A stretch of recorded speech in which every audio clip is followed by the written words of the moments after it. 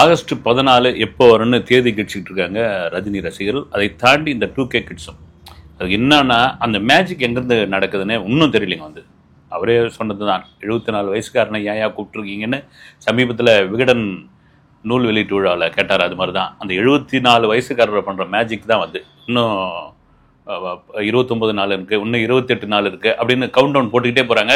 இதெல்லாம் மீறி அந்த ஆகஸ்ட் 14 இந்த ஃபஸ்ட் ஷோ எங்கே நடக்க போது, எங்கே இருக்க போது, மிட் நைட்டில் இருக்குமா, வெடிகாலம் இருக்குமா, ஊர் விட்டு ஊர் இருக்குமா, நாடு விட்டு நாடு இருக்குமான்ற மாதிரி அது ஒரு பக்கம் இருக்கும் பொழுது, ஒட்டுமொத்தமாக இந்த படத்திற்காக 2 வருஷம் நான் ஒரு தவமே இருந்தேன் அப்படின்னு ஒரு தவத்தை கலைத்துட்டு ஒட்டுமொத்தமாக உள்ளத்தில் இருக்கிற மொத்தத்தையும் ஒரு ஆங்கில சேனலுக்கு கொட்டி தீர்த்துட்டாரு லோகேஷ் கனகராஜ். அவ்வளோ விஷயங்களை கொட்டிட்டாரு. அதை எடுத்து தான் இப்போ அப்படியே போட்டுக்கிட்டு இருக்காங்க. உண்மையிலேயே அவர் என்னன்னா ஆத்மார்த்தமாக மனசுலேருந்து சொல்கிற ஒரு விஷயம் தான். அதில் எனக்கு ரொம்ப பிடிச்சது என்னென்னா, இது மாதிரி சத்யராஜ் இந்த படத்தில் நடிக்கணும் அப்படின் பொழுது நிறைய பேர், என் நண்பர்கள் உட்பட நிறைய பேர் சொன்னாங்க, ஏங்க அவர் ஒத்துக்கவே மாட்டாருங்க, கண்டிப்பாக ஒத்துக்க மாட்டார். ரஜினிக்கு சத்யராஜுக்கு எலியும் புனியும் நீரும் நெருப்பும் மாதிரியான ஒரு பெரிய தகராறு போய்கிட்டே இருக்குது, அதுக்கு வாய்ப்பே இல்லை அப்படின்போது ரஜினி சார் ஓகே சொல்லிட்டார். நீங்கள் கேட்டு பாருங்கள், அப்ரோச் பண்ணி பாருங்கள், எனக்கு ஒன்றுங்க கிடையாது அப்படின்னாரு. நான் போய் ரொம்ப தயங்கி தான் பேசினேன். அடுத்த ஒரு 10 நிமிஷம் ஓகேன்ட்டாரு. இந்த மேஜிக் எங்கே நடந்ததுன்னே தெரியல. லோகேஷ் சொல்கிற ஒரு விஷயம் என்னன்னா, இப்போ சத்யராஜும் ரஜினிகாந்தும் சேர்ந்து நடித்த அந்த படம், கடைசி படம், அதாவது அதுக்கப்புறம் நடிக்கல, அது நான் குழந்தையா இருக்கப்போ வந்த படமாக இருக்குன்னு நினைக்கிறேன். இல்லை நான் ஏதோ சின்ன வயசுல எங்கள் அம்மா அப்பா யாராவது கூட்டுமா இருப்பாங்க, தெரியாமல் இருக்கும். அது மிஸ்டர் பாரத் என்னன்னு தெரியல, மேபி அதுக்கப்புறம் கூட வந்திருக்கலாம். எந்த படம் தெரியல அப்படின்ட்டாரு. அவங்க 2 பேருக்குள்ள பிரச்சனை அதெல்லாம் தாண்டி போயிடுச்சு. வாழ்க்கை ஒரு வட்டன்ற மாதிரி எங்கே போனாலும் ஒரு இடத்துல சந்திச்சு தான் ஆகணும். 2 பேருக்குமே வயதுன்ற ஒரு விஷயம் இருக்குது. இப்போ சத்யராஜ் ஆகட்டும், ரஜினி ஆகட்டும், அதை தாண்டி ஒரு அனுபவம்னு இருக்குது. வாழ்க்கையில் போது எல்லாத்தையும் பார்த்தாச்சு. இதுக்கப்புறம் என்ன நமக்குள்ள அந்த ரத்த வேகத்தில் 2 பேருக்குமான போட்டின்னு வாங்க இல்லைங்களா, அதெல்லாம் கடந்து இன்னைக்கு வந்தாச்சு. இதெல்லாம் தாண்டி அடுத்தடுத்த விஷயங்கள் லோகேஷ் பேசிட்டு இருக்கும்போது இந்த நெறியாளர் லோகேஷ் கிட்ட கேட்கிற கேள்வி என்னன்னா, இந்த படத்துக்காக ரஜினிகாந்த் 250 கோடி 200 கோடி 150 கோடி சேலரி வாங்க தான் பேசிக்கிறாங்க. அதை பற்றி நீங்கள் நினைக்கினா அது சொல்றதுக்கு சரியான இதுவாக இருக்காது, அது நியாயமும் கிடையாது. அதை பற்றி நான் சொல்லக்கூடிய இதுவும் கிடையாது. ஆனால் எனக்கு 50 கோடி அப்படின்னு சொல்லிட்டு அவருடைய முகம் மாறுது. நம்ம பார்க்குறவங்களுக்கு என்னோட டைரக்டருக்கு 50 கோடி சம்பளமா அப்படின்னாங்கன்னா அதுக்கு ஒரு விளக்கமும் சொல்றாரு. என்ன சொல்றாரு, இந்த 50 கோடியில் நான் கரெக்டாக வரி கட்டிடுறேன், அதை தாண்டி என் நண்பர்களுக்கு இதில் உதவி பண்ணுறேன். இதெல்லாம் மீறி இந்த 2 வருஷம் கிட்டத்தட்ட 200 நாட்கள் இந்த படத்துக்காக நான் ஒரு தவம் இருந்திருக்கேன். நான் செல்ஃபோனை யூஸ் பண்ணது கிடையாது, சரியாக குளிச்சது கிடையாது, சரியாக சாப்பிட்டது கிடையாது, எந்த உறவினர் சம்பந்தமான விசேஷங்கள் கலந்துக்கிட்டது கிடையாது, என் சகோதரியோட குழந்தை பிறந்தது கூட நான் போகலை, நான் தொடர்பு எல்லைக்கு அப்பால் இருந்தேன். அது காரணம் என்னன்னா, இந்த ஒரு படம், இந்த ஒரு ப்ராஜெக்ட் என்னை நம்பி கொடுத்த சூப்பர் ஸ்டாருக்கு நான் ஒரு பெரிய இட்டு கொடுத்தாகணும். அதை தாண்டி 1000 கோடி இந்த படம் அடிக்குமா அப்படின்னா 1000 கோடி, அப்புறமா 2000 கோடி 3000 கோடி இந்த நம்பரை வச்சு கணக்கு பண்ணுறதுலாம் எனக்கு பிடிக்கவே பிடிக்காது. எனக்கு அதில் பெரிய நம்பிக்கை இல்லை. ஆனால் ஒரு 100 150 ரூபா 200 ரூபா கொடுத்து படம் பார்க்குற அந்த ரசிகன் வெளியே வந்தானா இந்த படம் சூப்பர்யா, இந்த காசு ஒர்த்து. இதை தான் ரஜினியும் சொல்லக்கூடிய ஒருத்தர், இங்கே லோகேஷ் சொல்கிறாரு அப்படின்னு அவன் சொல்லிட்டு போவான் அப்படின்ற அந்த இன்டர்வியூ அவ்வளோ நீளமாக போய்கிட்டே இருக்குது. அதில் குறிப்பாக சொன்ன விஷயம், நாமளே கூட நம்ம சேனலில் ஃபர்ஸ்ட் ஆஃப் ரஜினி பார்த்துட்டாருன்னு ஒரு பிரேக் ஒன்று நம்ம சொல்லியிருந்தோம், பிரேக் நியூஸாக. அதன் பிறகு கம்ப்ளீட்டாக ஃபுல் படத்தையும் பார்த்துட்டாரு. அதை தான் லோகேஷ் சொல்லியிருக்காரு. டப்பிங் முடிச்சாச்சு, டப்பிங் முடித்த பிறகு டபுள் பாசிட்டிவ் படம் பார்த்துட்ட பிறகு கட்டி பிடிச்சிட்டாரு. ஏன்னா இந்த தளபதி படத்தை அப்படியே ஞாபகப்படுத்துகிற மாதிரி இருக்குதுன்னா, தளபதி சாயல தளபதி ரீமேக்கோ அல்லது தளபதியில் உள்ள ரெஃபரன்ஸோ எதுவும் கிடையாது. இங்கே தளபதி பண்ணப்போ நான் எந்த மாதிரி ஃபீல் பண்ணேன், மணிரத்னம் இப்படி காட்டினப்போ எனக்கு எப்படி ஃபீல் ஆனனோ அந்த மாதிரி ஒரு ஃபீல் இந்த படம் எனக்கு கொடுத்துருக்கு அப்படின்னு கொண்டு இந்த படத்தை ரொம்ப ஐபி ஆற்ற விரும்பலை. அதே சமயத்தில் இந்த படம் எனக்கு ரொம்ப முக்கியமான படம்னு லோகேஷ் திரும்ப திரும்ப சொல்கிறதுக்கான காரணம் என்னென்னா, இன்னைக்கு வரைக்கும் லியோ என்னை பொறுத்த வரைக்கும் ஒரு சக்ஸஸான படம். 600 கோடி கலெக்ட் பண்ணியிருக்கேன் அந்த படம். அந்த படத்தினுடைய வெற்றி தான் இன்னைக்கு 50 கோடி ரூபாய் நான் சம்பளம் வாங்கியிருக்கிறேன். ஆனால் அந்த படத்துக்கு செகண்ட் ஹாஃபுக்கு ஒரு நெகட்டிவ் ரிவ்யூ வந்ததுக்கான காரணம் என்னன்னா, எப்பவுமே ஒரு ரிலீஸ் டேட்டை டைரக்டர் தான் முடிவு பண்ணணும். அதை ப்ரொடியூசரோ அந்த படம் சார்ந்தவர்களோ முடிவு பண்ணக்கூடாது. அப்படி ஒரு முடிவு பண்ணதுனால்தான் எனக்கு கடைசி நேரத்தில் பெரும் அழுத்தமாச்சு. ஏதாவது ஒன்று கட்டி சுருட்டி குடியான்ற மாதிரி ஒரு சூழ்நிலைக்கு வந்தாச்சு. அந்த இடத்துல ஒரு கிரியேட்டர் அடிபட்டு போயிடுறான். ஆனால் இந்த படத்தில் எனக்கு முழு சுதந்திரம் கொடுத்தது சூப்பர் ஸ்டார் ரஜினிகாந்த் தான். அதனால தான் இறங்கி இன்னைக்கு வரைக்கும் அந்த ஒர்க் போய்கிட்டு இருக்குது. போஸ்ட் ப்ரொடக்ஷன் போய்கிட்டே இருக்குது. இன்னும் போயிட்டு இருக்குது. இன்னும் எடிட்டிங் டேபிள் உட்காந்துக்கிட்டு இருக்கோம். இன்னும் கரெக்ஷன் பார்த்துக்கிட்டே இருக்கோம். ஏன்னா ரஜினிகாந்த் பெரும்பாலும் அவருடைய படங்களுக்கு வந்து அதிக நாள் கால் ஷீட் கொடுக்கவே மாட்டாங்க. அது அதிகப்படியா பாத்தீங்கன்னா 60 நாள் அல்லது 70 நாள். இங்க குரு சிஷ்யன் படம்லாம் வந்து 22 நாள்ல 21 நாள்ல எடுத்த படம் வந்து. இந்த படத்துக்கு 200 நாள் கொடுத்துருக்காருன்னா அது முழுக்க முழுக்க டைரக்டர் மேலேயும் ஸ்கிரிப்ட் மேலேயும் உள்ள ஒரு விஷயம். இதுல ஒரு முக்கியமான இது ஒரு பேன் இண்டியா படம் அப்படின்றதுக்கான இது எப்போ தெரிஞ்சு போச்சு. அதுல அவர் சொன்னது என்னன்னா, ஒரு பக்கம் வந்து உபேந்திரா, இன்னொரு பக்கம் வந்து சௌபின், அப்புறமா பார்த்து அமீர் கான், நாகார்ஜுனா. முக்கியமா அது நாகார்ஜுனா சொல்லும் போது தான் சொன்னார்.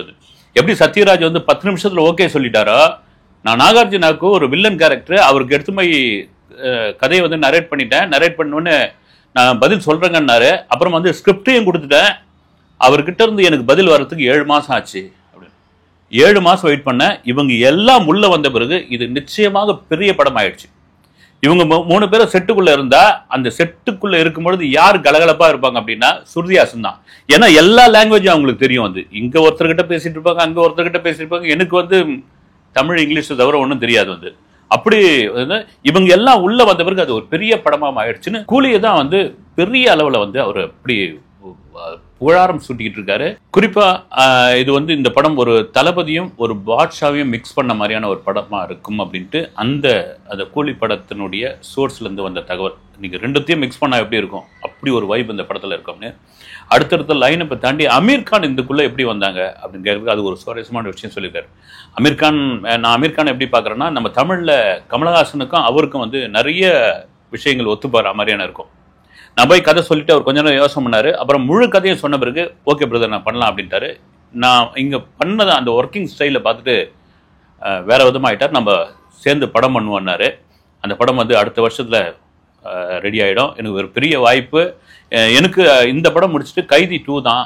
அதை தாண்டி எனக்கு பெரிய ஆசை என்னன்னா லியோ 2 மாஸ்டர் 2 எடுக்கணும்னு. அதுக்கு விஜய் சார் என்ன சொல்லுவாருன்னு தெரியல அப்படின்னு அங்கேயும் ஒரு பஞ்ச் வச்சுட்டார்.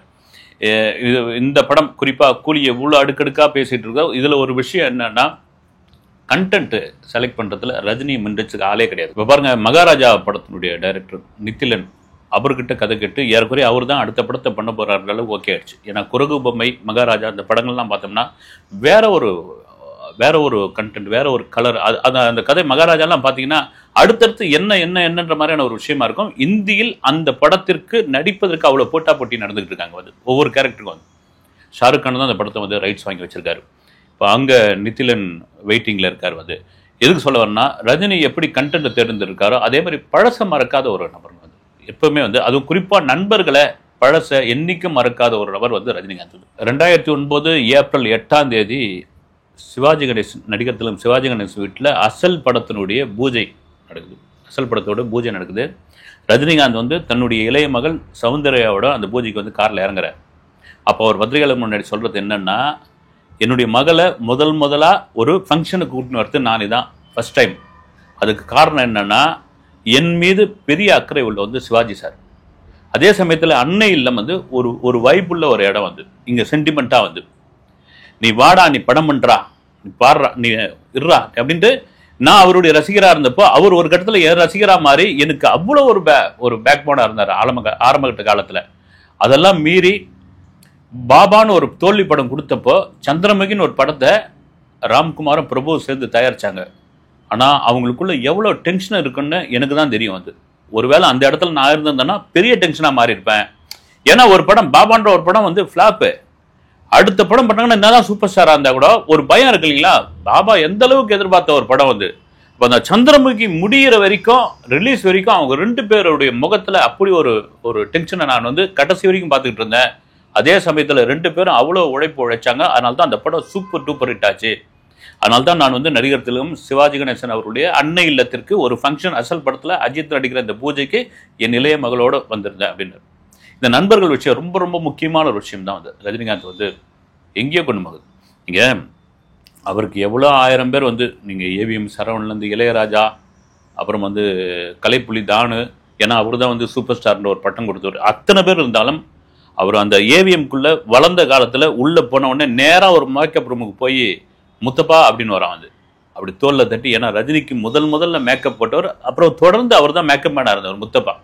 அந்த முத்தப்பாவை கூட உட்காந்து அவர் தோல்ல தட்டி பேசிட்டு, அவர் என்ன வச்சிருக்காரு அதை சாப்பிட்டுட்டு அவர்கிட்ட மனம் திறந்து பேசிட்டு வந்த பிறகுதான் அவர் அடுத்த வேலையை ஆரம்பிப்பார். இதுதான் பழச மறக்காத ஒரு விஷயங்க. வந்து நாம வளர்ந்த பிறகும் நாம் வளரும்பொழுது நமக்கு கை கொடுத்தவங்க தோல் கொடுத்தவங்களை மறக்காம இருக்காங்க இல்லைங்களா, அதுல ரஜினி முதன்மையானவர். அதனால தான் இன்னைக்கு வரைக்கும் சூப்பர் ஸ்டாரா இருக்காரு. இன்னொரு கூட சொல்லியிருப்பார், வந்து நான் வந்து ஒரு கண்டக்டரா இருந்தப்போ என் பாக்கெட்ல அன்னைக்கு வாங்கின சம்பளத்தோடைய ஒரு பெரும் பகுதியை வச்சு நீ கிளம்பு மெட்ராஸுக்கு, நீ பெரிய ஹீரோ வரும்னு சொன்னவன் வந்து என் நண்பன் வந்து ராஜ் பகதூர். கடைசி வரைக்கும் எனக்கு அப்படி ஒரு பெரிய இதுவாக இருந்துகிட்டே இருந்தான். இப்போ வரைக்கும் கூட அந்த ராஜ் பகதூருக்கு வந்து ஏதாவது ஒன்று நான் செய்யணும்னா வேணா நண்பான்வான். திருமணம் ஆன உடனே நான் பெங்களூர்ல ஒரு சொந்த வீடு வாங்கி கொடுத்தேன். அவ்வளோ பெரிய மகிழ்ச்சி எனக்கு. வந்து அங்கே தான் போய் பல காலம் நான் தங்குவேன். ஹோட்டல்லாம் ஸ்டார் ஹோட்டல்லாம் தங்க மாட்டேன். நான் வாழ்க்கையில் நண்பர்கள் எவ்வளோ முக்கியமான ஒரு விஷயம் அப்படின்ட்டு வந்து நான் அனுபவிச்சது. ரஜினி ஒரு தடவை ஒரு இன்டர்வியூல சொல்லிப்பார், நான் நல்லா வளர்ந்துட்ட பிறகு எங்கள் அப்பா அங்கே பெங்களூரில் இருக்காருன்னு, அதான் இருக்க அண்ணெல்லாம் பார்த்துக்கிறாங்க, நாம் இவ்வளோ வசதியாக இருக்கோம் இதுவாக இருக்கிறோம், நம்ம அப்பா அவங்க கூட்டின்னு வந்துடுவோன்ட்டு அவர் இங்கே கூட்டின்னு வந்துட்டேன். அவருக்கு தனி ரூமு, 2-3 பேர் வந்து அவருக்கு பணிவிடை பண்ணுறதுக்கு ஆட்கள், அவருக்கு ஒரு தனி காரு, மெட்ராஸில் எங்கே போனோம் கோயிலுக்கு போனோம் எங்கே போனாலும் சுற்றி வரதுக்கு எல்லாம் ரைட்டு. ஆனால் பார்த்தீங்கன்னா ஒவ்வொரு நாளும் அவர் ஒரு மாதிரி வெறுமையாக இருந்துக்கிட்டே இருப்பார். எனக்கு ஒரு நாள் டென்ஷன் ஆகிடுச்சு, என்னப்பா உங்களுக்கு குறை, வந்து சொடக்குப்பட்டா அவ்வளோ பேர் வராங்க, நீங்கள் நினச்சா போகிறீங்க, எல்லா வசதியும் இருக்குது, என்ன உங்களுக்கு சாப்பிட வேணுமோ எல்லாமே டேபிளில் வரப்போகுது, என்ன அப்படின்னா எல்லாத்தையும் கொண்டு வந்துட்டேன், என் ஃப்ரெண்ட்ஸை வந்து 4 கொண்டு வர முடியுமா, என் நண்பர்கள் இல்லாமல் நான் வந்து இங்கே வெறுமையாக இருக்கிறேன், எல்லாரும் பெங்களூரில் இருக்காங்க அப்படின்னு சொன்ன பிறகு தான் தெரிஞ்சுது, நண்பர்கள் இல்லைன்னா ஒருத்தன் வந்து சோர்ந்து போயிடுவான். அவனுக்கு நீங்கள் என்ன தான் தங்கத்தட்டில் சாப்பாடு போட்டால் கூட அந்த சாப்பாடு உள்ளே இறங்காது, அது ஜீரணம் ஆகாது. அடுத்த நாளே அவர் கொண்டு போய் பெங்களூர் விட்டோன்னே அவ்வளோ மகிழ்ச்சி ஆகிடுச்சு அப்படின்னு நண்பரை பற்றி அவங்க அப்பா வச்சு ஒரு விஷயத்த சொல்லியிருந்தார். என்ன KS ரவிக்குமார் கூட ஒரு இன்டர்வியூவில் சொல்லியிருப்பார். அது நான் வந்து அந்த ரஜினி சார் அங்கே தங்க வச்சுட்டு அவர் எங்கேயோ போயிட்டு திரும்ப வந்து அந்த வீட்டுக்கு இதில் வந்து கூப்பிட்றாரு, ஒரு அசிஸ்டன்ட் விட்டு கூப்பிட்டு பர்சனுக்கு 2 பேரும் சேர்ந்து ஒரு படம் பார்க்கறதுக்காக போயிருந்தோம். பார்த்தா ஆட்டோவில் மாறுவேஷம் போட்டுன்னு உட்காந்துங்கிறாரு. இவர் மாறுவேஷம் போட்டு எனக்கு பக்குன்னு ஆயிடுச்சு, கம்முன்னு சைலண்டாக வாங்க உள்ளே உட்காருங்கன்னு. ஆட்டோ ஓட்டி மாறும் நம்ம தமிழ் பேசுகிறவர் தான். அவர் சொன்னார், சார் என்ன சார் தலைவர் கூட படம் அடுத்து என்ன படம் பண்ணுறீங்க அப்படின்னு. ரஜினி வந்து கமுக்கமாக சிரிக்கிறாரு, உள்ள சிரிச்சுட்டு இப்படி போனோம். இப்படி ஒரு மனிதர் வந்து அவர். இப்போ கூட பாருங்க, இதுவுக்கு அந்த வேல்பாரி புத்தக வெளியீட்டு விழாவில் நான் வந்து ஏவா வேலு அவர்கள் எழுதிய நூல் வெளியீட்டு விழாவில் ஓல்டு ஸ்டூடெண்ட்ஸு தான் அப்படியே இருப்பாங்க அப்படின்னு சொன்னோடனே எல்லாரும் சிரித்து கை தட்டினோடனே அடுத்து சொல்ல வந்ததை மறந்துட்டேன். ஏன்னா ஓல்டு ஸ்டூடெண்ட் தான் ஒரு இயக்கத்துடைய தூண், அவங்க தான் சிகரம் அப்படின்னு சொல்ல வந்துட்டு மறந்துட்டு அது ஒரு பெரிய கான்ட்ரவர்சி ஆயிடுச்சு. வந்து ஓல்டு ஸ்டூடெண்ட் தான் வந்து இங்கே கட்சி, அதாவது வயசானவங்க தான் அந்த கட்சியை பிடிச்சின்னு விடவே மாட்டேன்றாங்க. அதுவும் குறிப்பாக அமைச்சர் துரைமுருகன் மேலே தான் பெரிய கான்ட்ரவர்சி ஆச்சு. இன்னைக்கு அவர்கிட்ட அதை கேட்டாங்க துரைமுருகன் கிட்ட வந்து, இது மாதிரி ஓல்டு ஸ்டூடெண்ட்டு இதை சொல்ல வந்தாலும் அதை மறந்துட்டாருன்னு. நான் உடனே ரஜினிக்கு ஃபோன் பண்ணி பேசினேன், இப்பயாவது மறக்காமல் அந்த விஷயத்தை சொன்னீங்களே, நன்றி ரஜினி அப்படின்ட்டு அவர் கலகலப்பாக பேசி முடிச்சிட்டாரு. ஒட்டுமொத்தமாக கூலி ஒரு பெரிய எதிர்பார்ப்பு. அந்த எதிர்பார்ப்பை தாண்டி இந்த படத்தினுடைய ட்ரெய்லர் அல்லது டீசர் ஆகஸ்ட் 2ஆம் தேதி வெளிவரப்போகிறது. குறிப்பாக ஆடியோ லான்ச் ஆகஸ்ட் ஃபர்ஸ்ட் வீக்கில் இருக்குது. 14ஆம் தேதி ஃபர்ஸ்ட் டே ஃபர்ஸ்ட் ஷோவுக்கு ஒரு பெரும் திரளான கூட்டம் காத்துக்கிட்டு இருக்கு. லோகேஷுக்கு இது மிக மிக முக்கியமான படம். இந்த படத்தில் லோகேஷ் ஒரு சூப்பர் டூப்பர் ஹிட் அடிப்பார் என்பதில் அவருடைய இன்டர்வியூலே தெரிய வருது. காத்திருப்போம். அடுத்த வீடியோவில் சந்திக்கிறேன். நன்றி.